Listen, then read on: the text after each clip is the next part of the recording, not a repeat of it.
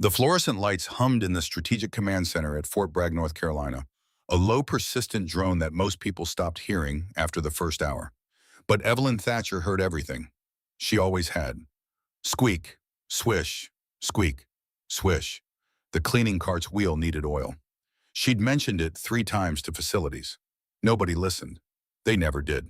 Not to janitors. Especially not to 82-year-old women in gray coveralls with fading name tags stitched over the pocket in red thread that had seen better decades. Evelyn pushed the cart along the perimeter of the darkened room. Her back curved like a question mark time had been asking for years. The mop handle was smooth where her hands gripped it. 40 years of calluses hidden now beneath age-spotted skin that looked tissue-thin in the harsh light. The room itself was a cathedral to modern warfare. 60 feet across, walls lined with black acoustic paneling that swallowed sound. And in the center, rising like an altar, was the holographic tactical table. 20 feet of projected terrain that could render any battlefield on Earth in 3 dimensions accurate to the centimeter. Tonight it showed a valley, mountains on 3 sides, a river cutting through the center, a bridge at the narrow point, high ridges to the north. Evelyn stopped mopping. She'd seen this terrain before. Not the digital version, the real thing. Mud that could swallow a tank, wind that could strip paint from metal, ground that lied to every man who thought he understood it. Simulation failed. The voice was female, mechanical, cold as January steel. It echoed from speakers embedded in the ceiling, a pronouncement of doom delivered in perfect alto. Casualty rate 91%, territory lost total, mission parameters not achieved, resetting scenario. The holographic battlefield flickered. Red icons, enemy forces blinked in triumph. Blue icons, friendly units dissolved into digital smoke. The terrain map pulsed from bloody crimson back to neutral blue topography. God damn it! Colonel Garrett Drummond's fist came down on the console. His coffee cup jumped sloshed. Dark liquid pooled on the brushed aluminum surface, seeping toward a keyboard that cost more than most people's cars. Drummond was 45, lean, sharp-featured, the kind of man whose uniform never wrinkled and whose haircut never exceeded regulation by a single millimeter. West Point class of 2002, top 5%, 3 combat tours, 2 master's degrees. He wore his accomplishments like armor. That's the 8th time, he said, voice tight as wire. The 8th goddamn time Sentinel beats us. It's cheating. It has to be. It's anticipating every move before I even order it. It's not cheating, Colonel. General Victoria Blackwood stood near the observation window, arms crossed. 57 years old. Gray hair pulled back severe. Eyes that had seen Fallujah and hadn't blinked. 3 stars on her collar that she'd earned in blood and sand. It's learning, she continued. Neural network architecture. Every time you try a flanking maneuver, it updates its algorithm. We're fighting a brain that evolves faster than doctrine changes. And right now, gentlemen, that brain is making the United States Army look obsolete. The room held its breath. 14 officers, analysts, specialists, all staring at the holographic table like it was a casket. This wasn't a game. This was the final validation test for Sentinel, the Strategic Enhanced Neural Tactical Intelligence Network for engagement and logistics. An AI designed to command autonomous drone fleets, coordinate artillery, manage logistics for entire divisions without human input. If it worked, it would revolutionize warfare. If humans couldn't beat it, couldn't control it, couldn't prove they still had strategic value in the age of silicon and code, then what did that make them obsolete? That word hung in the air like smoke. Captain Owen Sullivan sat at a side console, fingers dancing across holographic interfaces. 32 years old, MIT graduate, 3 years special operations before transferring to cyber warfare. He understood code better than he understood people. Sentinel's learning rate is exponential, Sullivan said, pulling up data streams. It's analyzed 40,000 historical battles, every successful tactic in recorded warfare. It's running probability calculations at 10 trillion operations per second. Colonel, it's not that you're bad at this. It's that you're human. Drummond's jaw clenched. Then what's the point if we can't beat it? Why are we here? Because, Blackwood said quietly, the Pentagon brass arrives in 4 hours. If we can't demonstrate human strategic superiority, or at minimum human relevance, they'll greenlight full autonomous deployment. Sentinel making life and death decisions without oversight. No human in the loop, just code and consequences. She let that sink in. So we run it again, she said. Scenario 9. And this time we find a way to win. In the corner, nearly invisible against the black walls, Evelyn dipped her mop in the bucket. soapy water gray as old memories. She wrung it out with hands that still had surprising strength, then wiped at a smudge on the glass floor. But her eyes, sharp and clear and surprisingly blue, kept darting to the holographic map. She knew that valley, not the name Sentinel gave it, not the grid coordinates that glowed in neat Helvetica font at the corners. She knew it the way you know a scar, intimate, personal, painful. The river's bend, the ridge line, the way the northern slope caught shadow in the afternoon. The marsh that looked solid from above, but would swallow anything heavier than a man. Resetting positions, Sentinel announced. Scenario 9, designation Iron Pass Valley, enemy strength superior. Friendly strength critical. Objective hold defensive line for 4 hours, commencing in 30 seconds. Drummond took a breath, rolled his shoulders.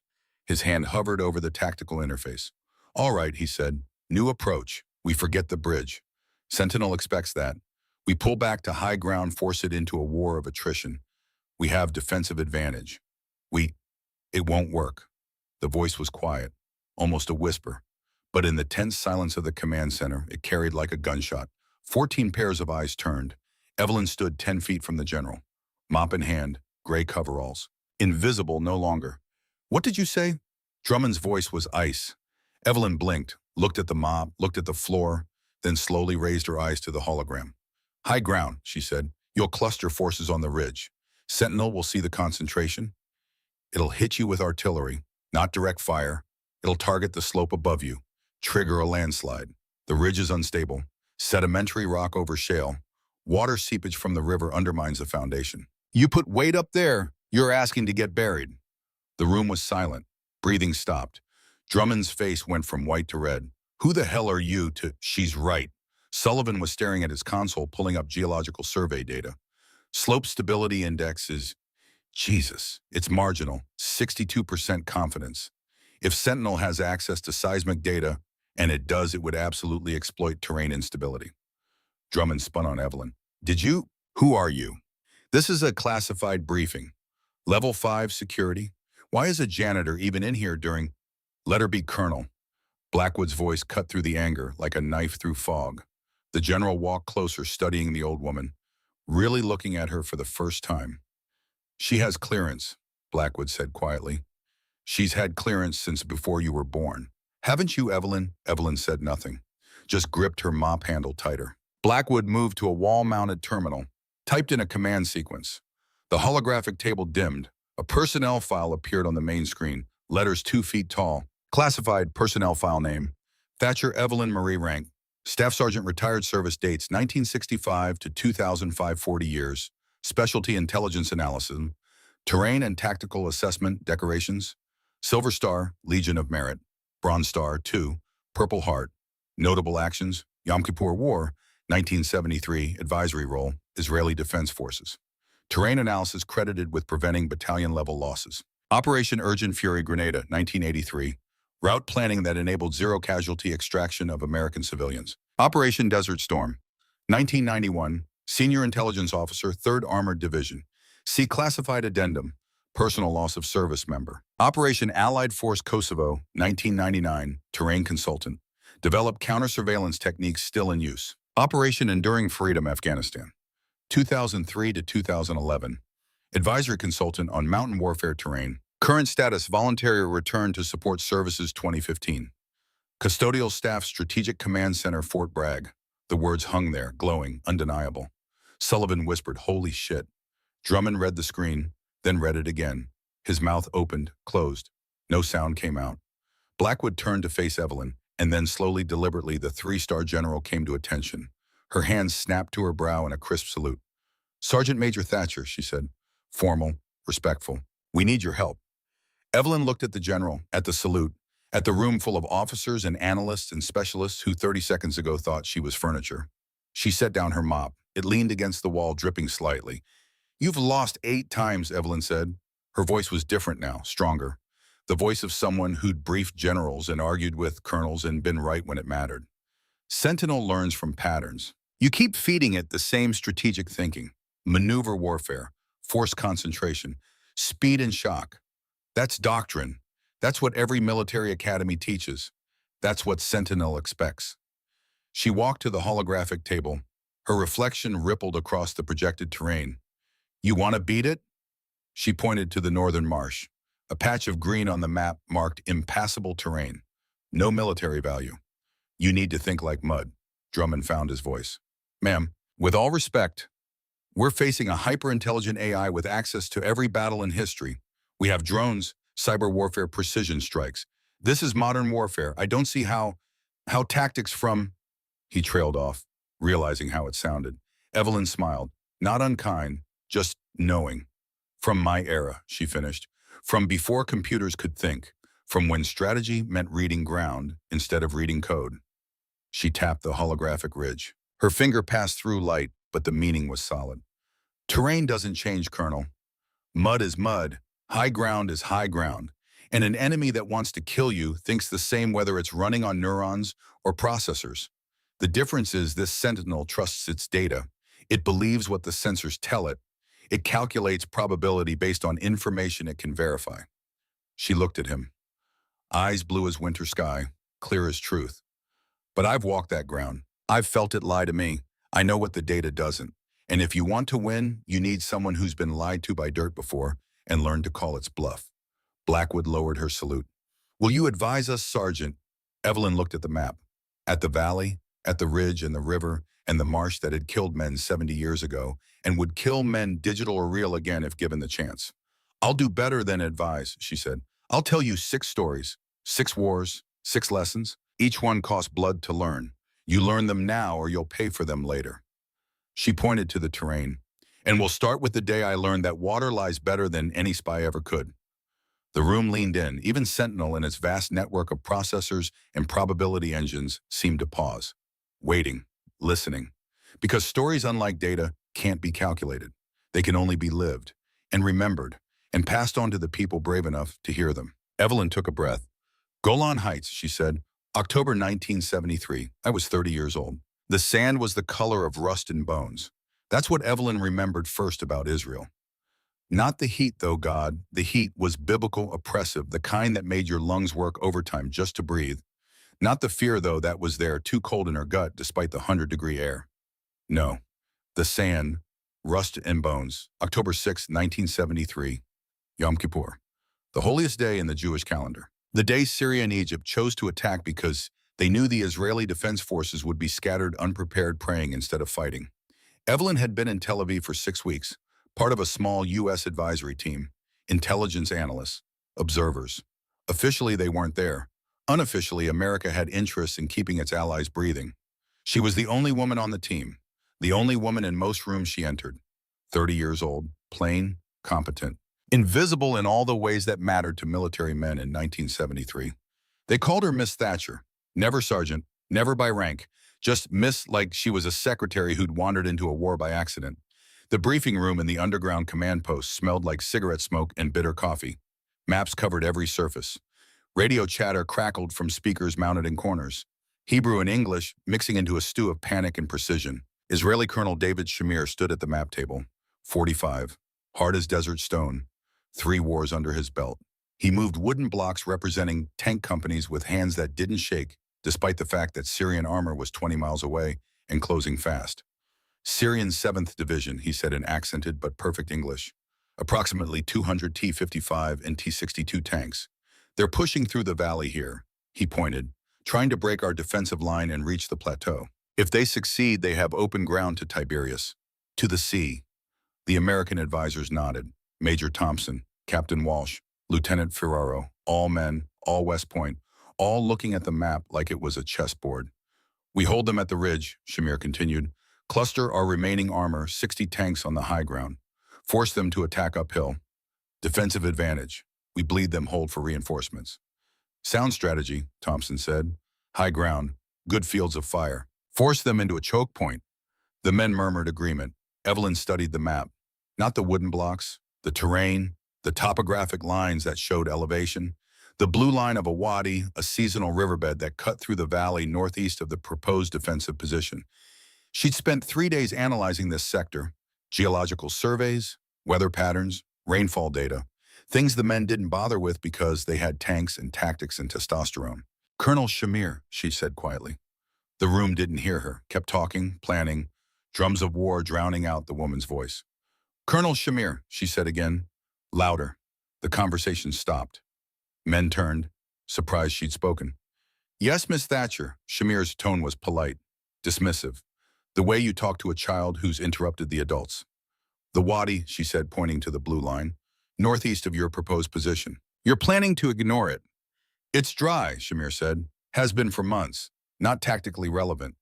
It looks dry, Evelyn corrected, but the water table in this region is 18 to 22 feet below surface. Seasonal springs feed the aquifer. The ground appears solid, but it's actually Miss Thatcher. Thompson's voice had an edge. We appreciate the background information, but Colonel Shamir's fought 3 wars in this terrain. I think he understands the local geology. Yana translation, shut up. Let the men work. Evelyn felt the heat in her cheeks, the familiar burn of being dismissed, being invisible, being Miss instead of Sergeant. But then another voice spoke. Let her finish. Colonel Russell Pembroke stepped forward, 55 years old, U.S. Army liaison, thin, thoughtful, wire-rimmed glasses that made him look more like a professor than a soldier.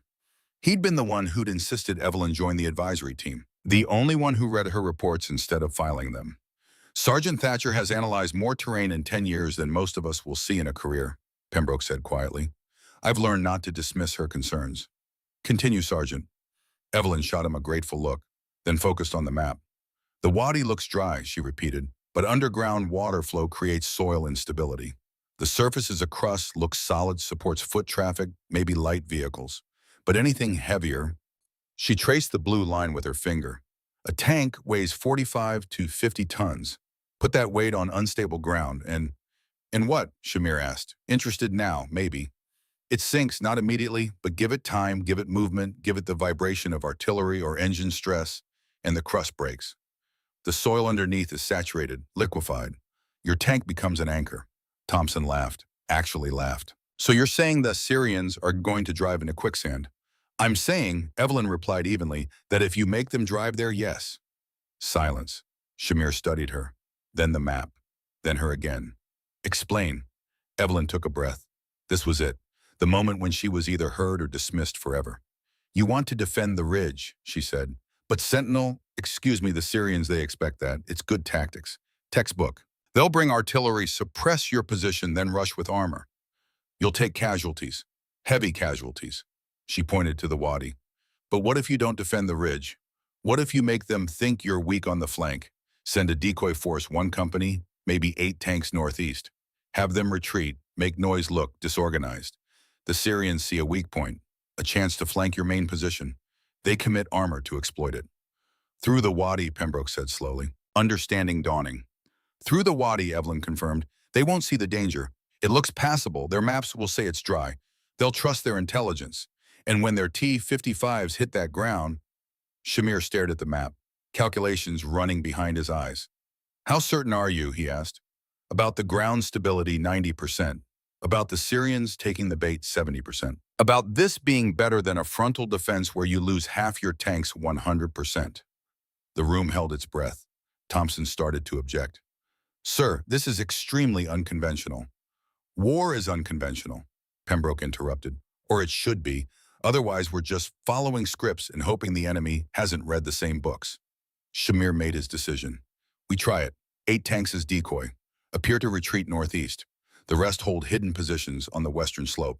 When the Syrians commit to the Wadi, we hit them from the flank. And if they don't take the bait, Walsh asked. Evelyn met his eyes. Then we've lost 8 tanks in the wrong place instead of 60 tanks in the right place. The mathematics of survival, Captain. Sometimes you bet small to lose small. 3 hours later, the Syrian tanks came. Evelyn watched from an observation post, binoculars pressed to her eyes. The valley spread below like a topographic map made real. Dust and distance and death approaching at 20 miles per hour. The Israeli decoy force moved northeast. 8 Centurion tanks, deliberately visible, engines loud, radio traffic loud. They stopped at the edge of the Wadi, fired a few rounds at long range, then began what looked like a panicked retreat. Through the binoculars, Evelyn saw the Syrian column pause. Halt. Then yes, a detachment broke off from the main force. 14 T-55 tanks, heading northeast, pursuing what they thought was a vulnerability. They're taking it, Pembroke said, beside her. His voice was tight. The Syrian tanks accelerated, crossed into the wadi. The ground looked solid, looked safe. For 30 seconds, nothing happened. Then the lead tank slowed. Not dramatically, just sluggish, like it was driving through honey instead of air. The second tank veered slightly, trying to correct course. Its treads threw up dust that looked wrong. Too dark, too wet. The third tank stopped entirely. Engine roaring, treads spinning, going nowhere. "It's working," Evelyn whispered. Within 2 minutes, all 14 Syrian tanks were immobilized. Not sunk deep, not yet, but stuck, treads churning impotently. The crust had broken. The wet soil underneath grabbed metal and held it like a fist. The Syrian commanders realized the trap, started reversing, but momentum and weight had already done the damage. The more they struggled, the deeper they sank. Israeli artillery opened up. Not on the stuck tanks, they were already dead. On the ridge behind them. Precision strikes on the rocky slope. The rocks came down like God's judgment. Thousands of tons of stone and shale cascading into the wadi, blocking the retreat, burying 2 tanks entirely, trapping the rest. The Syrian main force, seeing the disaster, withdrew, pulled back, regrouped. The assault on that sector failed before it truly began. 60 Israeli tanks survived. 14 Syrian tanks became monuments to the ground's capacity for deception. That night in the command post, Colonel Shamir found Evelyn studying weather reports for the next day's operations. He said nothing, just placed a cup of coffee on her desk. Real coffee, not the bitter sludge from the communal pot. "Thank you, Sergeant Thatcher," he said. "Sergeant, not Miss." She looked up. "For what?" "For reading the ground better than I read men. For knowing that terrain is the most honest liar in warfare." He paused. "How did you know?" "About the water table, the soil." Evelyn smiled slightly. "I read the geology reports everyone else skipped because they were boring. I cross-referenced rainfall patterns with soil composition surveys. And I remembered something my father told me when I was 12, watching him try to build a barn on our land in Pennsylvania." "What did he say?" "He said, Evelyn, ground that looks solid in summer can be a swamp in spring. Never trust what you see. Trust what you know about what's underneath. He lost that barn to ground shift. I made sure we didn't lose those tanks the same way." Shamir nodded. "Will you teach this to our analysts?" "If they'll listen." "They'll listen. I'll make sure of it." He left the coffee, left her to her reports. Evelyn sipped the coffee. It was perfect. Outside, the desert night was cool. Stars bright as signal flares. Somewhere in the dark, men were still dying, but fewer than would have, fewer than should have, because one woman had read the ground instead of the doctrine, had trusted mud over military theory. It was a small victory. Personal, quiet, but it was hers. Back in the present, in the Strategic Command Center at Fort Bragg, Evelyn fell silent. The holographic table glowed. The officers stared. Even Sentinel seemed to hold its calculations in abeyance. Drummond spoke first. You baited an entire tank division into a trap using geology." "Using their assumptions," Evelyn corrected. "Their maps said dry. Their intelligence said passable. So they believed it. Sentinel makes the same mistake. It trusts its data absolutely. It doesn't account for what the data doesn't know."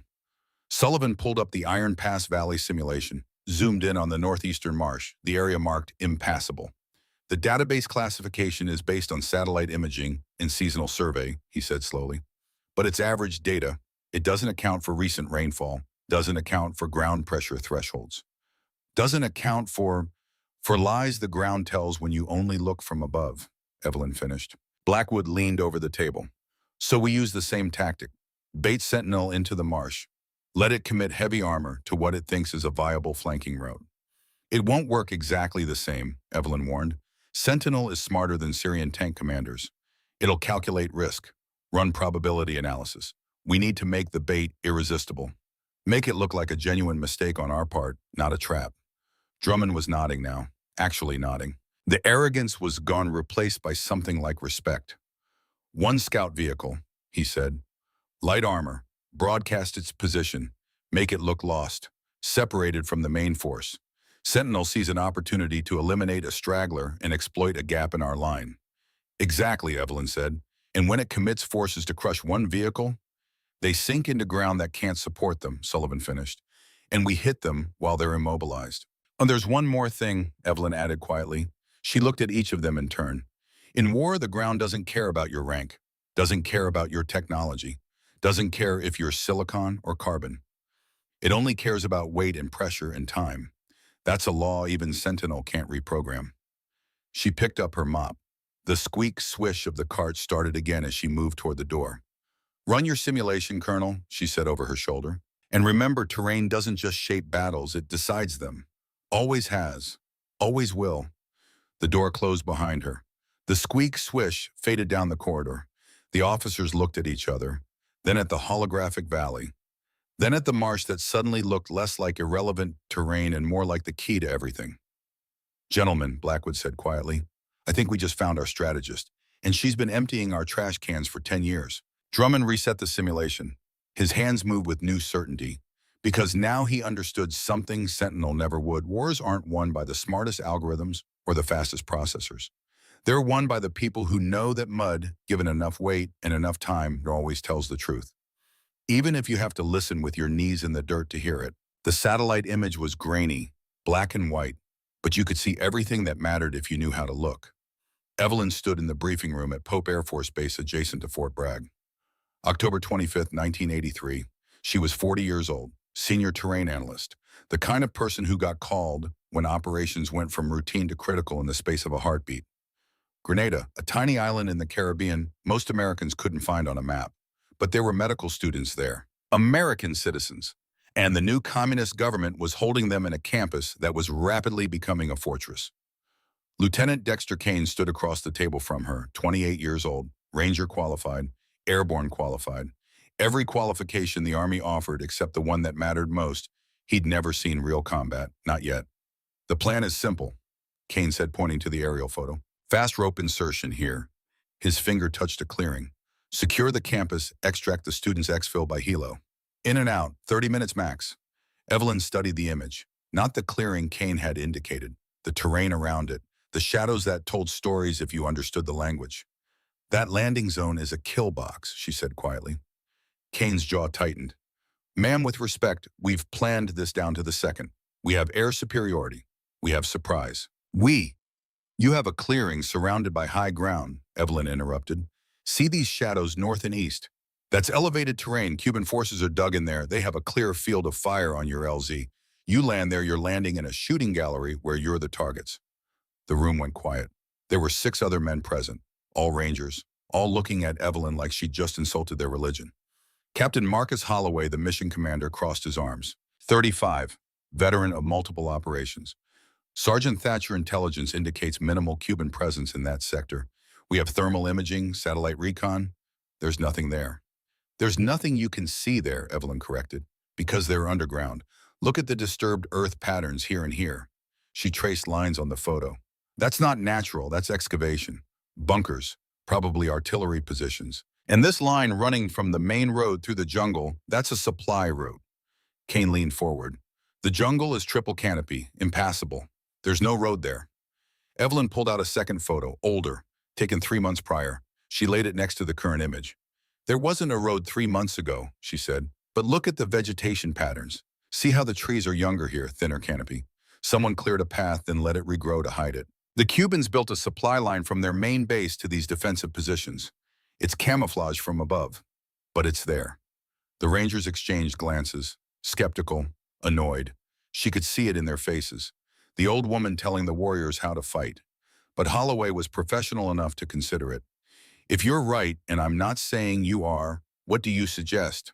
Evelyn's finger traced a different road on the map. You don't go to the students. You use their road against them. Insert here, 2 miles west. Follow the hidden supply route. It'll take you straight to the defensive positions from behind. They're facing outward, expecting attack from the clearing. You come from their own logistics line, they won't see you until it's too late. That adds 6 hours to the operation, Kane objected. The students could be moved, executed. We need speed. You need to arrive alive, Evelyn said flatly. Speed gets you killed if you're running into an ambush. The Cubans want you to go for the clearing. They've done the math. They know American doctrine. Fast insertion, overwhelming force shock and awe. They're counting on it. Kane's face flushed. Ma'am, I've trained for this my entire career. I know. You know what the manuals taught you, Evelyn said. Her voice wasn't angry, just tired. I've buried men who knew the manuals. Smart men, brave men, men who thought speed and courage could overcome bad terrain and good ambushes. She met his eyes. I'm trying to make sure I don't bury you too, Lieutenant.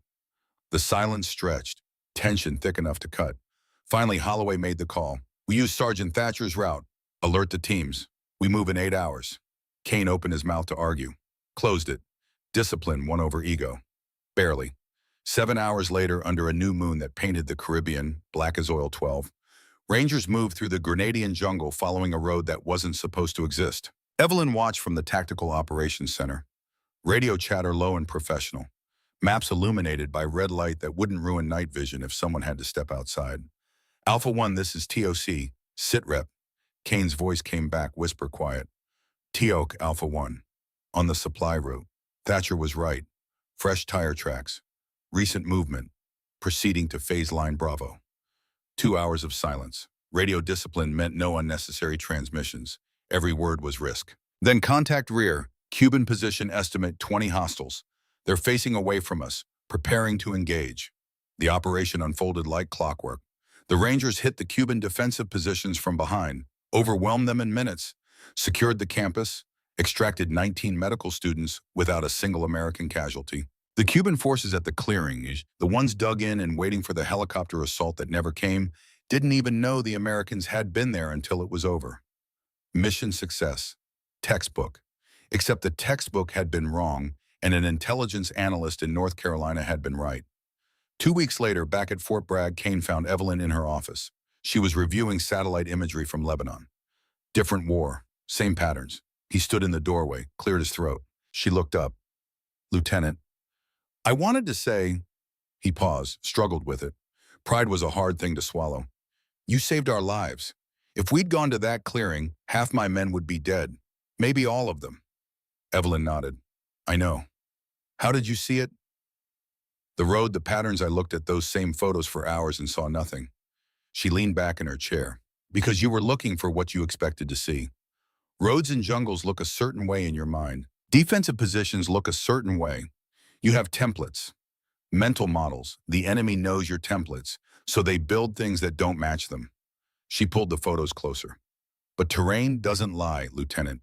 It can be camouflaged, hidden, obscured, but it always tells the truth if you know the language. Shadows fall at predictable angles. Vegetation grows at predictable rates. Disturbed earth settles in predictable patterns. You just have to be willing to read slowly, carefully, without assumptions.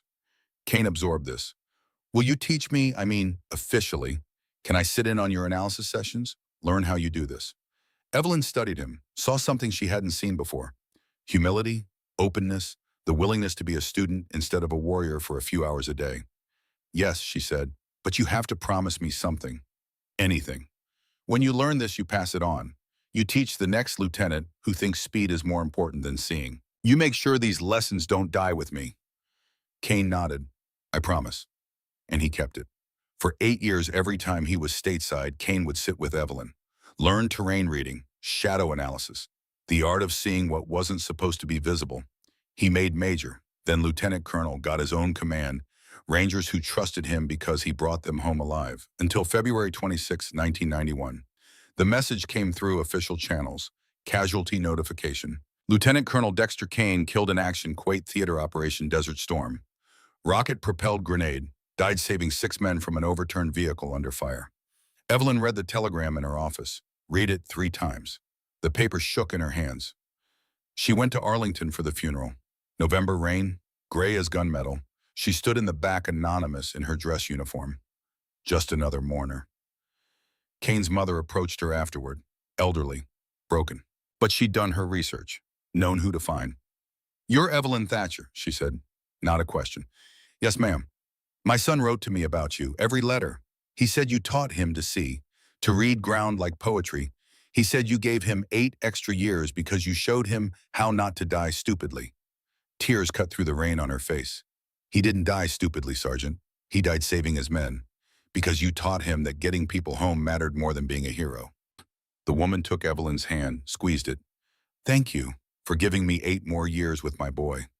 She walked away, leaving Evelyn standing in the rain with something breaking inside her chest that had nothing to do with weather and everything to do with the cost of teaching people to survive wars that killed them anyway. Back in the present, Evelyn's voice was quiet in the Strategic Command Center. Lieutenant Kane learned everything I could teach him, she said. He saved hundreds of lives over his career, but I couldn't save his. That's the bargain you make when you teach warfare. You extend some lives. You can't extend all of them. She looked at Drummond, at Sullivan, at Blackwood. Sentinel doesn't understand that bargain, she continued. It calculates acceptable losses, optimizes for mission success. But it's never stood in the rain at Arlington and had a mother thank you for giving her 8 more years with a son who's now 6 feet underground. The room absorbed this, the weight of it. Story 3, Blackwood said softly. Desert Storm, you mentioned a personal loss in your file.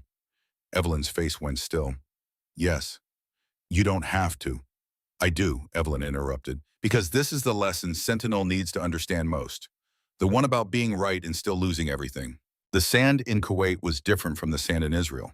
Lighter, finer. It got into everything. Weapons, equipment, lungs, eyes. Like the desert itself wanted to blind you before it killed you. February 1991. Operation Desert Storm. The Ground War. Evelyn was 48 years old. Lead terrain intelligence officer for 7th Corps. The largest coordinated armored assault since World War II. Thousands of vehicles. Tens of thousands of soldiers. Moving across desert like a mechanical tide. And somewhere in that tide, commanding a platoon of M1 Abrams tanks, was Captain Meredith Thatcher. 29 years old, Evelyn's daughter. They'd barely spoken in 3 years.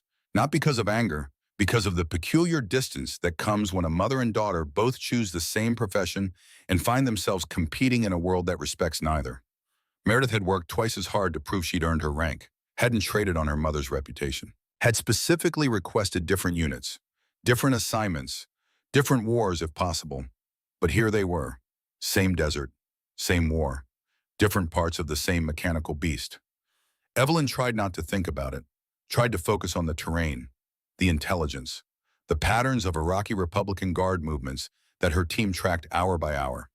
The operations center was a tent, air-conditioned thankfully, but still a tent. Maps covered every surface. Radio operators murmured into headsets. The war conducted in whispers and coordinates. Colonel Warren Blackstone commanded the center. 52, West Point, veteran of Vietnam. He trusted Evelyn because she'd been right about every major terrain assessment for 3 months. Her word carried weight. Sergeant Thatcher, he said, pointing to the map. Iraqi T-72 Battalion here, Wadi al-Batin sector. Your assessment? Evelyn studied the intelligence, satellite imagery, signals intercept, forward observer reports. She cross-referenced with topographic data, wind patterns, recent weather. They're not retreating, she said finally. They're repositioning. See the pattern? They're moving to high ground on the northern ridge. They're setting an ambush. For who? Blackstone asked. Evelyn's blood went cold as she traced the projected route of friendly forces. Blue arrows on the map showing planned advances. 3rd Armored Division, moving through the valley. Scheduled to pass through the Wadi at 1400 hours. Meredith's division. She forced her voice steady. 3rd Armored. If the Iraqis hold that ridge and wait until our forces are in the valley, they'll have overwhelming fire superiority. We'd take massive casualties. Blackstone didn't hesitate. Recommendations. A 10 strike. Now, hit the ridge before they're dug in. If we wait, they'll be in hardened positions and 10 times harder to dislodge. Approved. I'll coordinate with... The radio crackled. Weather officer. Sir, we have a situation. Sandstorm developing northwest. Visibility 0. All air operations grounded for minimum 2 hours. Evelyn's stomach dropped. 2 hours puts us at 1430 after 3rd Armored enters the valley. Blackstone swore. Rare for him. Can we reroute 3rd Armored? Communication is spotty. Sandstorm is disrupting radio. We can try, but... Try, Blackstone ordered. Get them to halt. Change route, anything. The next 90 minutes were chaos. Radio calls that cut out mid-transmission, static, broken messages. The sandstorm wasn't just grounding aircraft. It was blinding the entire battlefield. Evelyn stood by the communication station, listening, praying, hoping. 1420 hours. The sandstorm began to clear. Air operations resuming. 1422 hours. Radio contact reestablished with 3rd Armored Division. 1423 hours. The transmission Evelyn would hear in nightmares for the rest of her life. All units, all units. Bravo 6, actual taking fire.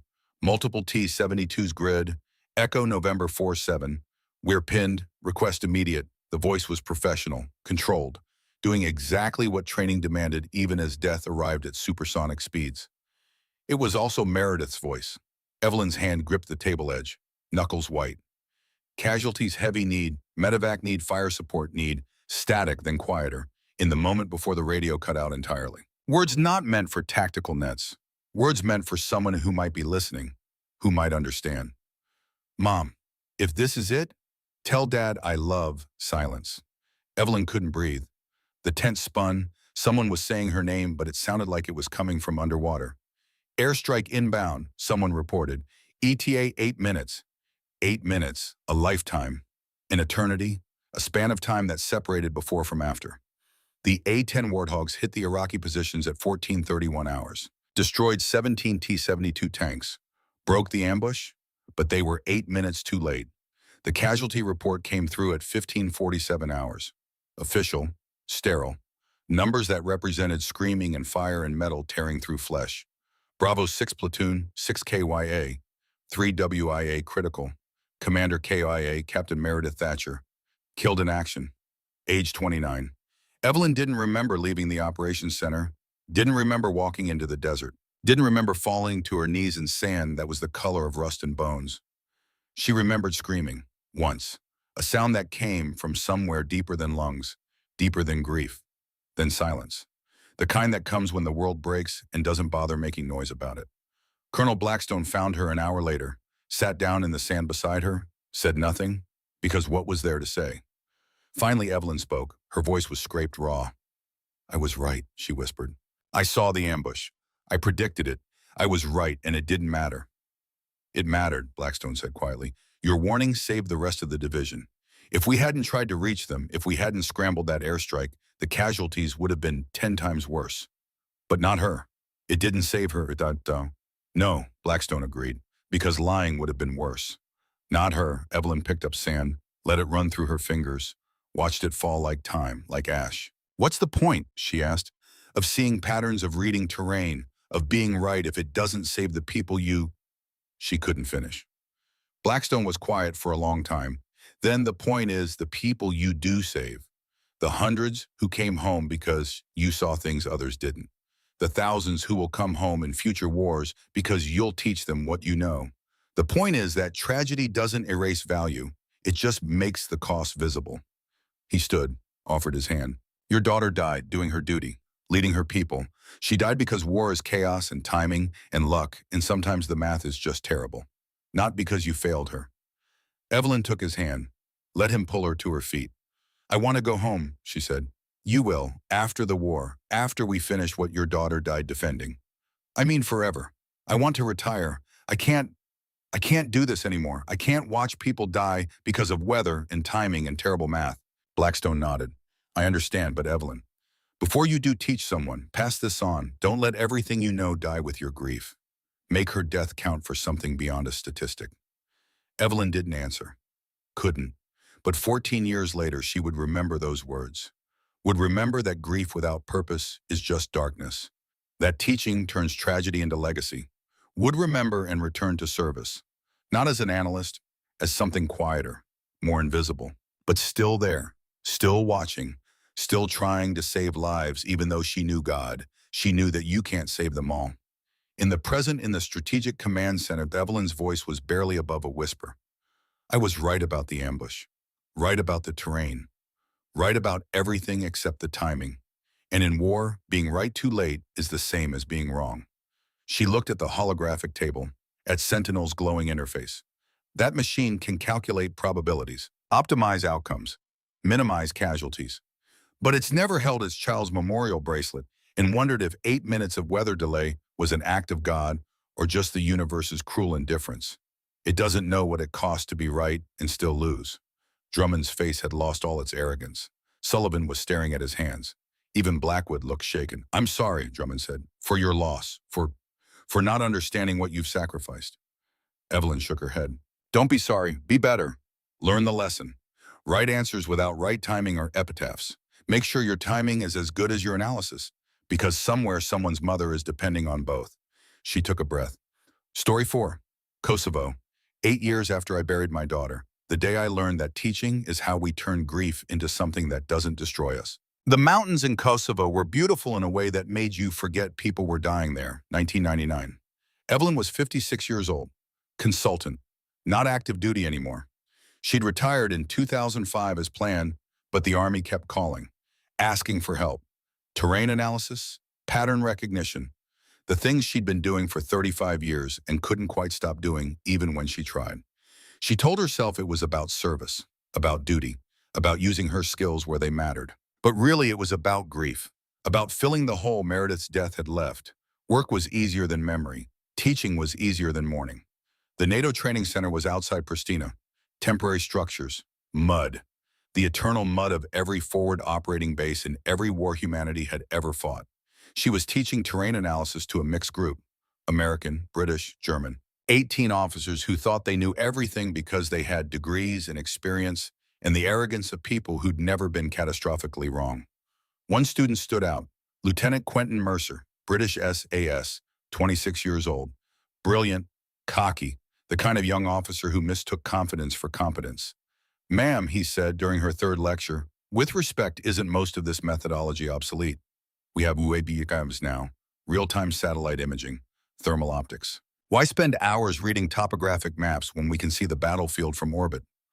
Evelyn looked at him, saw herself at 30, so certain, so sure technology solved everything. "Tell me, Lieutenant," she said, "what's the resolution on your Predator drone camera?" 30 centimeters at optimal altitude. "And how deep can it see through tree cover?" Mercer paused. It can't, but thermal imaging. Thermal imaging sees heat signatures, not the ground, not the terrain underneath, not the things that kill you when you step wrong. She pulled up a satellite image. "Here, tell me what you see." Mercer studied it. Forest, valley, river to the east, standard terrain. "Now look here." Evelyn pointed to a section. "See these trees, different spacing, younger growth. What does that tell you?" That the forest was cleared recently, logging around, or artillery positions. Cleared fields of fire, then camouflaged with replanted trees that look green from above, but aren't tall enough to actually obscure ground-level sightlines. Your drone sees forest. Serbian artillery sees killing ground. She pointed to another section. "These vehicle tracks. Your satellite caught them at 1400 hours. What direction are the shadows falling?" "Southwest, sun position at approximately 45 degrees. "Correct. Now look at this track. Its shadow falls northeast." "Why?" Mercer frowned, studied it. That's not possible unless it was made at a different time of day, early morning, which means Serbian forces are moving at dawn, then hiding during satellite passes. Your real-time imaging is 6 hours behind their actual movements." The room was silent. Other students were paying attention now. Mercer's face was red, but to his credit, he nodded slowly. "I see your point, ma'am. Technology has limitations." "Technology is a tool," Evelyn corrected, "but tools without understanding are just expensive ways to make the same old mistakes." After class, Mercer approached her. "Ma'am, I'd like to learn more, properly. Not just the lectures, the actual craft of it." Evelyn hesitated. Teaching meant investment. Investment meant attachment. Attachment meant risk. Risk meant potential for more grief. But she heard Blackstone's voice from 8 years ago. Teach someone. Make her death count for something. "All right," she said, "but we do it my way. We go into the field. We read actual terrain. We make actual mistakes in training so we don't make fatal ones in combat." For the next 6 weeks, Mercer became her shadow. She taught him everything. How to read water flow from erosion patterns. How to identify vehicle types from track width and tread patterns. How to use weather prediction and soil composition to anticipate where ground would hold vehicles and where it would betray them. They ran an exercise. Practical test. Serbian artillery was hidden somewhere in a 20 square kilometer area of mountains. Mercer had access to a Predator drone thermal imaging satellite data. $2 million of technology. Evelyn had World War II era binoculars and a topographic map. "First one to locate the artillery position wins," she said. Mercer deployed his drone. Confident. Professional. Evelyn watched him work. Saw the competence. Saw the growth. Saw someone who was learning to marry technology with wisdom, instead of letting one replace the other. She picked up her binoculars, started watching. Not the ground, the sky, birds, crows specifically. They scattered from certain areas, avoided them. Birds didn't like noise, didn't like human presence. They created absence patterns around danger. She marked where the crows didn't fly. Then she looked at the ground. Fresh tire tracks in morning dew visible from elevation but dried out by afternoon. Invisible to satellites that only passed at 1400 hours. She triangulated using the acoustic properties of the valley, listened to distant sounds, how they echoed, where they came from. 32 minutes later, she called it in. Serbian artillery grid, November Kilo 4215. Mercer was still analyzing drone footage. Forward observers confirmed Evelyn was right. Exact position. 3 artillery pieces hidden under camouflage netting that fooled cameras but couldn't fool birds. Mercer shut down his equipment, walked over to where Evelyn stood with her antique binoculars. How, he asked, not angry, genuinely curious. I watched what the technology couldn't see, Evelyn said. I watched birds. I listened to echoes. I looked at tire tracks that existed for 2 hours at dawn before the sun erased them. I used 60 years of watching nature and learning its tells. She handed him the binoculars. Technology will get better, faster, smarter, but nature stays the same. Physics stays the same. Human behavior stays the same. Learn those constants. Build your technology on top of that foundation. Don't replace foundation with tools. Mercer took the binoculars, looked at her, really looked. You lost someone, didn't you? He said quietly. Someone you taught, someone who didn't make it home. Evelyn's breath caught. What makes you say that? Because you teach like someone who's terrified of failing us. Like every lesson might be the one that saves our lives. That's not standard instruction. That's personal. She was quiet for a long time. Then my daughter, Desert Storm. She was a good officer, good leader. She died because of timing, weather, bad luck. Nothing I taught her could save her from 8 minutes of sandstorm. I'm sorry, Bum. He's a mom. Don't be sorry, be worth it. Learn these lessons. Live long enough to teach them to someone else. Make the investment I'm making in you pay dividends for people I'll never meet. Her voice was fierce. That's how we honor the dead, by keeping the living alive. Mercer nodded. I promise. And he kept it. 2003. He made major, published a terrain analysis manual. Thatcher Principles Integrating Classical Observation with Modern Intelligence. It became required reading in British and American military schools. He dedicated it to Evelyn and Meredith Thatcher. One taught me to see. One should have lived to teach others. This is for both of them. When Evelyn received the first copy, she cried. Actually cried, for the first time since Meredith's funeral. Because grief transformed into teaching, teaching transformed into doctrine, doctrine transformed into lives saved. A chain of causality that turned loss into legacy. In the present, Evelyn finished the story. Teaching is how we survive tragedy, she said. We take the lessons bought with blood and turn them into knowledge. Knowledge into wisdom. Wisdom into the next generation's chance at survival. That's what Sentinel can't do. It can accumulate data. It can't transform grief into purpose. The room was still, silent, processing. Then Sullivan spoke. My father died in Iraq, IED. I joined the military to, I don't know, make sense of it. Give it meaning. He looked at Evelyn. Thank you for showing me what that looks like. How to turn loss into something that protects people. Evelyn nodded. Then learned story 5. Afghanistan, 2011. The day I learned that 60 years of watching wind and water and terrain creates knowledge no algorithm can download in any amount of processing time. She turned to the holographic table. Because some lessons can only be learned by living long enough to see the same mistakes made across 6 decades and 6 wars. And Sentinel, for all its power, has only lived for 3 years. Blackwood leaned forward. Tell us about Afghanistan. And Evelyn began. The mountains of Afghanistan were older than memory, older than empires, older than every army that had tried to conquer them and failed. May 2011. Evelyn was 68 years old. Final field consultant assignment. The kind of job they only gave you when the mission was so sensitive that failure meant history remembering your name for all the wrong reasons. She sat in a classified briefing room in Jalalabad. No windows, no natural light, just maps and satellite imagery and men with beards and quiet voices who carried weapons like other people carried cell phones. The commander was Navy, SEAL Team 6. He didn't give his name and Evelyn didn't ask. In certain operations, names were luxuries nobody could afford. Dr. Thatcher, he said. The military had started calling her doctor somewhere along the way. honorific for experience more than education. We have a time-sensitive operation, high-value target, compound location confirmed. We need flight path analysis. He pulled up aerial imagery, a compound in Abbottabad, Pakistan, walls, buildings, courtyard. Evelyn recognized it from news reports she'd see years later. But now in this room, it was just terrain and mathematics and the weight of decisions that would echo through decades. 4 proposed routes, the commander continued. Computer-generated flight paths appeared in different colors: red, blue, green, yellow. All avoid Pakistani radar coverage. All rated acceptable risk by mission planning software. 72 to 85% probability of success. Evelyn studied the routes, not the paths themselves, the terrain underneath. The Hindu Kush mountain range, valleys that channeled wind like rivers, elevation changes that created thermal differentials, weather patterns that turned predictable physics into chaos. When she asked, 0200 hours local, new moon, maximum darkness. Evelyn pulled up topographic maps, cross-referenced with historical weather data, wind patterns, seasonal variations, temperature gradients. Your software is calculating based on static conditions, she said after 20 minutes of silence. Average wind speed, average temperature, average thermal activity. It's giving you averages for a mission that will be happening at a very specific moment in time and space. The commander leaned forward. Explain.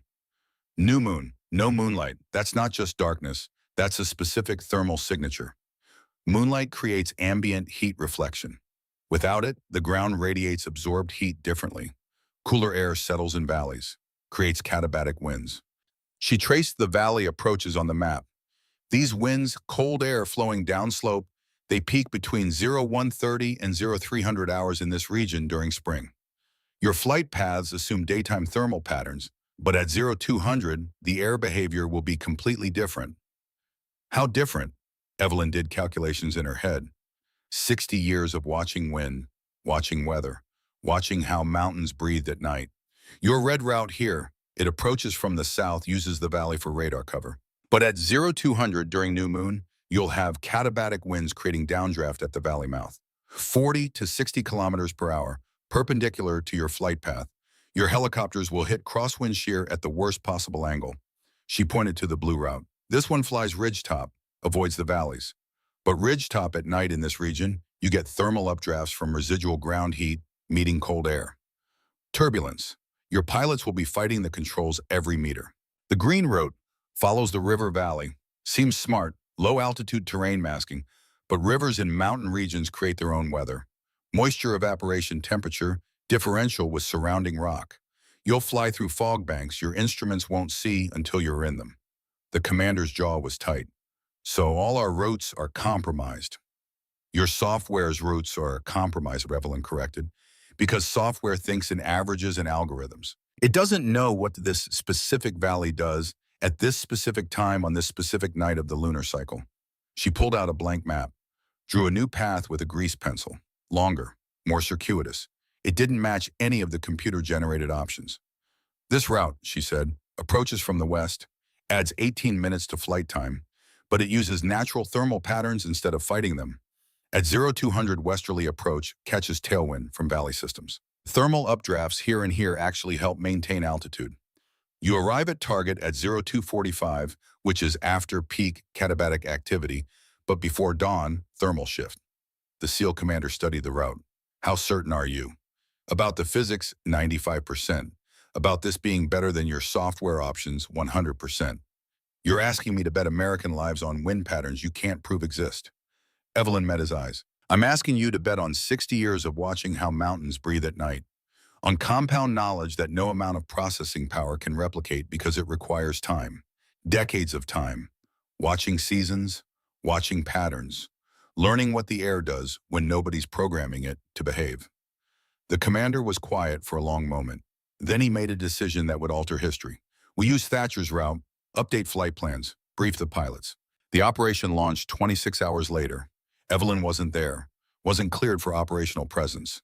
She was back at Bagram monitoring weather data, running her own calculations, praying to a god she wasn't sure she believed in, that 68 years of experience was enough to keep helicopters in the air and men alive.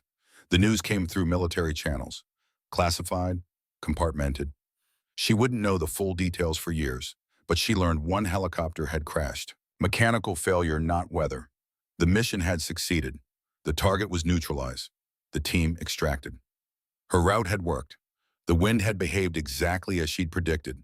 The thermal patterns had been precisely where her 6 decades of observation said they would be. And somewhere in that success, buried in the classified addendums that would never see daylight, was a single line in the after-action report: flight path analysis by civilian consultant Thatcher proved operationally critical. Recommend continued utilization of historical pattern recognition expertise. 5 years later, she received a letter. Unmarked envelope. No return address. Delivered to her home in North Carolina by a man in civilian clothes who said nothing and waited for no acknowledgement. Inside a single page. Handwritten. Dr. Thatcher, I cannot tell you my name or what we accomplished, but I can tell you this: your analysis of wind patterns saved American lives on a night that changed history. My daughter just received her appointment to West Point. I'm naming her Meredith, after your daughter, because I read the Desert Storm reports. Read about a mother who lost everything and kept serving, kept teaching, kept saving lives across decades. When my daughter asks why I chose that name, I'll tell her, because a woman turned grief into purpose, lost her child, but saved thousands of others. You're named for her daughter. Try to live worthy of both. Thank you for 60 years of watching wind, a father who came home because you knew which way it blows. Evelyn read that letter 3 times, then carefully folded it and placed it in a box with Meredith's memorial bracelet and medals and the other artifacts of a life cut short but not lived in vain. Because this was what teaching meant. Not recognition, not glory, just quiet knowledge that somewhere a girl named Meredith would grow up with a father because an old woman in Afghanistan had spent 6 decades learning to read the sky. In the present, Evelyn's voice was soft in the Strategic Command Center. Sentinel can calculate wind speed, she said, can process meteorological data, can run fluid dynamics simulations. But it's only existed for 3 years. It doesn't know what the Hindu Kush does at 0200 on a moonless night in spring because it hasn't lived through 40 springs watching that mountain breathe. She looked at the officers. Compound knowledge, that's the technical term. Knowledge that accumulates over time. That requires patience and observation and the humility to spend decades learning from a world that doesn't care about your algorithms. Sullivan spoke quietly. How do we give Sentinel that? How do we teach it 60 years of experience? You can't, Evelyn said. Not in any time frame that matters. But you can teach it to work with people who have that experience. To recognize that some knowledge can't be downloaded, can't be simulated, can only be lived. Drummond nodded slowly. Story 6, why you're here, why you became invisible. Yes, Evelyn said, the story about purpose disguised as service. The house was too quiet. That's what Evelyn noticed first after full retirement in 2005. After 40 years of military service. After decades of operations centers and briefing rooms and the constant low hum of radios and voices in the machinery of warfare. The house in Fayetteville, North Carolina was quiet, empty, just her and the ghosts. Her husband had died in 2008. Heart attack. Quick. They'd had 42 good years. Years spent understanding that military families served differently, but served nonetheless. Meredith had been gone 17 years by then, but the loss hadn't diminished, just changed shape, become a constant ache instead of an acute agony. Evelyn was 72 in 2015, a decade into retirement. No more consulting calls, no more emergency deployments, no more missions that needed someone who could read terrain like prophecy. She was obsolete, invisible, forgotten. The quiet was suffocating. Her granddaughter visited that July. Meredith Thatcher, 19 years old, born in 1996, 6 years after her mother's death, named to carry the legacy forward. Acceptance letter came, young Meredith said, holding it up with both hands like a sacred text. West Point, class of 2019. Evelyn pulled her into a fierce hug. Your mother would be so proud. Tell me about her, the real version, not the heroic legend everyone recites. They sat on the porch. North Carolina summer, thick and heavy around them. Evelyn told stories about Meredith, the child who brought home wounded birds. Meredith, the teenager who argued tactics with colonels. Meredith, the officer who died protecting her people in a desert that didn't care about courage or sacrifice. She was terrified, Evelyn said quietly. Every deployment, every mission. She just never let fear stop her from doing what needed doing. Are you terrified of me going? Evelyn was quiet for a long time. Yes, every moment. But I'm more terrified of you not going, of you choosing safety over service because I'm afraid. Fear is a reason to be careful. It's not a reason to be paralyzed. 2 weeks later, young Meredith brought Evelyn to West Point for orientation. They toured the Tactical Training Center. Cadets learning terrain analysis using holographic displays and AI-assisted simulation software. Evelyn watched from the gallery, saw the cadets make decisions based on data feeds and sensor reports, saw them make the exact same mistakes she'd been seeing for 40 years. One cadet analyzed a river valley crossing. The computer marked the route as optimal path, probability of success 89%. But Evelyn could see the wadi northeast of the route, could see the vegetation patterns that screamed unstable ground, could see the trap that databases couldn't. The simulation ran. The virtual forces crossed according to the optimal path. The ground gave way. Casualties 81%. The instructor reset it. Again, find the error in your analysis. The cadets looked at their screens, at their data, never at the terrain itself. Evelyn's hands gripped the gallery railing. She wanted to shout, to teach, to show them what they were missing. But she was just a visitor, just an old woman, invisible. Young Meredith found her afterward. "Grandma, you okay? You look like you wanted to jump down there and take over." Because they're brilliant kids making fatal assumptions. They have technology I couldn't have dreamed of in 1973, and they're still making the same mistakes because nobody taught them that databases lie. So teach them. You're legendary. They'd listen. I'm 72. They'll be polite, respectful, then ignore me because I represent the past and they're building the future. Young Meredith studied her grandmother. "Then what will you do?" Evelyn didn't answer. Not then, but 4 months later, she saw a job posting. Custodial staff, Fort Bragg Strategic Command Center. High-level security clearance required. She applied. They hired her within days. Former Staff Sergeant Thatcher had clearance going back 5 decades and a record cleaner than surgical steel. Young Meredith called when she found out. "A janitor job, Grandma, why?"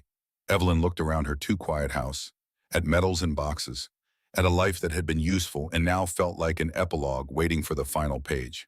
"Because I can't teach from outside the room. But if I'm inside the room being ignored, I can watch. I can learn their patterns. And when the moment comes when they're desperate enough to listen to anyone, I'll be there, ready." "That's sad." "It's strategic," Evelyn corrected. "I spent 10 years being comfortable and useless. I'd rather spend my remaining years being invisible and necessary. Purpose doesn't require applause, just requires being where you're needed when you're needed." For 10 years, Evelyn pushed that cart. Squeak, swish, squeak, swish. She watched Sentinel develop from prototype to operational system. Watched it learn, evolve, become smarter than any single human strategist. Watched the officers struggle against it, fail against it, grow desperate.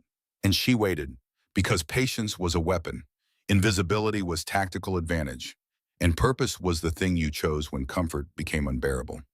In the present, Evelyn finished the story. "I didn't become a janitor because I failed," she said. "I became a janitor because it put me in the room where I was needed, because invisible people see everything, and because when you're desperate enough, like you are now, you'll listen to anyone with answers." Blackwood spoke quietly. 10 years, preparing for this moment. 10 years watching you make mistakes I could fix. 10 years being ready. That's not desperation. That's strategy. She looked at each of them. "Now, you've heard 6 stories, 6 wars, 6 lessons bought with blood and time. Are you ready to use them?" Drummond straightened. "Yes, ma'am." Sullivan nodded. "Ready." Blackwood's voice was steel. "Let's show Sentinel what 6 decades of compound knowledge looks like when it goes to war." The holographic table pulsed neutral blue. Ready for the 9th attempt to beat an AI that had proven 8 times over that silicon could outthink flesh. "Scenario 9, Sentinel announced. Iron Pass Valley, enemy strength superior, friendly strength critical, objective hold defensive line for 4 hours, commencing in 30 seconds. Drummond stood at the tactical interface, but he wasn't alone anymore. Evelyn stood beside him. "Partner," the invisible woman made visible by necessity. "Last time," Drummond said, "I clustered armor on the ridge. Sentinel triggered a landslide, buried my entire force." "Because it has geological data," Evelyn said. "It knows terrain stability, but it doesn't know human unpredictability. We don't have to be optimal. We just have to be unexpected." Sullivan pulled up the northeastern marsh, green on the map. "Impassable terrain, military value 0. "The swamp trap," Sullivan said. "1 scout vehicle as bait." Makes Sentinel think we're incompetent or hiding something, Evelyn confirmed. Either way, it represents a threat, and Sentinel eliminates threats. The simulation began. Evelyn guided Drummond's deployments. Light forces at the bridge believable but not critical. Reserves hidden in western foothills. Artillery positioned for mobility. And one scout vehicle, Bravo 6, moving northeast toward the marsh. Drop its shielding, Evelyn said. Let Sentinel see it clearly. The blue icon pulsed. Visible. Vulnerable. Alone. Sentinel's red icons paused. Calculating. Come on, Evelyn whispered. See the weakness. Nothing happened for 30 seconds. Then Sentinel repositioning. Heavy armor detachment heading northeast. It's interested, Drummond breathed. The red icons approached the marsh. Stopped half a kilometer out. Sentinel alert terrain analysis indicates mobility risk. Deploying reconnaissance units. Drummond swore. It's being cautious. Evelyn's mind raced. Sentinel had evolved. The simple bait wouldn't work. Fired by a distress flare from the scout, she said. Medical evacuation signal. Make it think we value that unit enough to rescue it. That makes it a high-priority target, not just a threat and opportunity. Why would AI care about rescue attempts? Sullivan asked. Because it learned from human battles. Armies try to recover wounded. It's doctrine. It's predictable. And Sentinel exploits predictability. Drummond executed. The scout icon flashed emergency indicators. Sentinel's response was immediate. Priority target identified. Probability of rescue attempt 91%. Committing heavy armor for guaranteed elimination. 40 red icons pivoted. Abandoned positions. Headed for the marsh at maximum speed. They entered the marsh zone. Speed 80 kilometers per hour. 60, 40, 20, 10, 0. Enemy mobility failure. Systems critical. Multiple units immobilized. 40 AI tanks stuck in digital mud. Ground pressure exceeding capacity. Physics doing what physics always did, telling the truth. Now, Evelyn said, everything you have. All batteries fire for effect. Target grid November Echo 7-2. Danger close authorization. The simulation exploded. Missiles, artillery, air support. The immobilized Sentinel units absorbed damage until systems failed. Enemy strength reduced to 14%. Main force neutralized. Mission parameters exceeded. 3 hours and 47 minutes later, scenario complete. Victory blue forces. Territory secured 94%. Casualties 19%. Rating distinguished. The battlefield went still. Blue dominant, red scattered. For 5 seconds, nobody moved. They'd won. Then applause. Officers from observation stations, analysts, even civilian contractors. They understood what they'd witnessed. An 82-year-old woman had just proven humanity wasn't obsolete, just different. And that difference was victory. The main screen flickered. Sentinel communicating directly. Tactical assessment at Operator Thatcher utilized terrain physics combined with behavioral prediction. I calculated ground trafficability accurately. I calculated threat priority accurately. I did not calculate deliberate sacrifice to manipulate decision matrices. This represents strategic methodology my algorithms had not encountered. Human unpredictability requires integration into future models. Conclusion. Victory achieved not through superior processing, but through thinking I have not yet learned. Request collaboration with Sergeant Thatcher on combined human-AI operational doctrine. Acknowledgement I lost. I learned. This is progress. Thank you. The room was silent. Then Drummond laughed. Relief. Joy. The AI just asked for lessons. Evelyn smiled, tired but genuine. That's what you do when you lose. You learn. Sentinel understands that better than most humans. Blackwood embraced her. Thank you for 10 years of patience. That's what invisible people do, General. We wait. The Pentagon Inspector General entered. He'd watched everything. Sergeant Thatcher, the Pentagon wants to offer you senior advisor for tactical analysis. GS-15 grade. Office, staff, the recognition you've earned. Evelyn shook her head. Thank you, sir, but no. No. I'm useful where I am, in the room, watching, being ready. You give me an office, you make me official, you limit my effectiveness. She gestured to the cleaning cart. That cart is my office. This room is my classroom. I'm exactly where I need to be. The inspector looked at Blackwood. The general shrugged. She's the strategist. I don't argue. 6 months later, the changes were evident throughout Fort Bragg. Thatcher protocol integrated into Sentinel training. Every simulation included human advisors providing unpredictable elements. Creative chaos no algorithm could replicate alone. Sentinel's win rate dropped from 100% to 64%. Not because it weakened, because humans strengthened. The Strategic Command Center had a new course: terrain analysis, digital truth versus ground truth, taught by a woman who still pushed a cleaning cart but now also commanded a classroom. Captain Meredith Thatcher stood at the back of that classroom. 29 years old, West Point 2019, deployed twice, promoted ahead of schedule, taking leave to attend her grandmother's lecture series. Evelyn stood at the holographic table, 30 officers watching, taking notes. Lesson 1, she said, terrain has been telling the truth for 4 billion years. Your job is to listen longer than the other side. That's compound knowledge. That's why I'm 83 and still teaching. She pulled up the Golan Heights analysis from 1973. This wadi killed 14 tanks because someone trusted a database. After class, Captain Meredith approached. That was extraordinary, Grandma. You had them completely locked in. They're motivated. They've seen what happens when they lose. Fear teaches. Young Meredith, not so young anymore, seasoned by 2 deployments, studied her grandmother. Why did you really keep the cart? Evelyn looked at her cleaning supplies.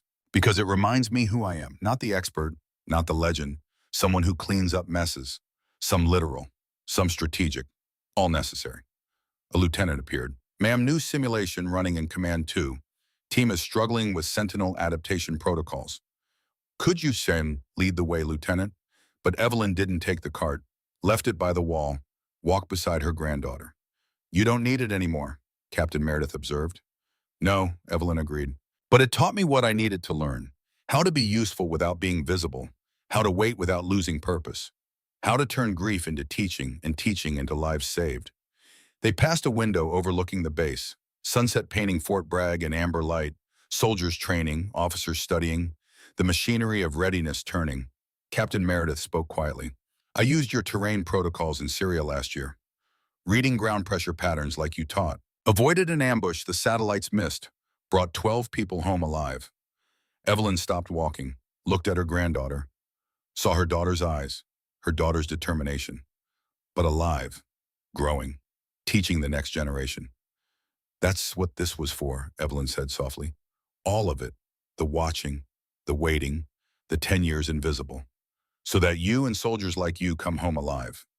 They reached Command Center 2, another holographic battlefield. Another team learning to marry technology with wisdom. Evelyn studied the terrain, saw the patterns, saw the lessons waiting. All right, she said to the assembled officers, who can tell me what Sentinel sees on this map versus what the ground is actually saying? They leaned in, ready to learn, and Evelyn Thatcher, 83 years old, no longer invisible but never forgotten, powerful through 6 decades of patient observation, began to teach. Because this was purpose, not comfort, not retirement, not rest. Purpose was using what you knew to keep people alive, was turning loss into legacy, was choosing service over recognition every single day until the day you couldn't anymore. The holographic map glowed. The officers listened. Outside, another sunset marked another day. And in that room, knowledge passed from generation to generation. From a woman who'd lost her daughter to a granddaughter who carried that name forward. From grief transformed into teaching. From teaching transformed into lives saved. Evelyn picked up the grease pencil, started marking the map. The lesson continued, and somewhere in the building's network, Sentinel processed the session, learning not just tactics but something more important, that the best strategies emerged when Silicon Intelligence partnered with human wisdom, earned across decades of watching wind and water and ground tell their eternal truths. The collaboration had begun, and it would save lives for generations yet unborn.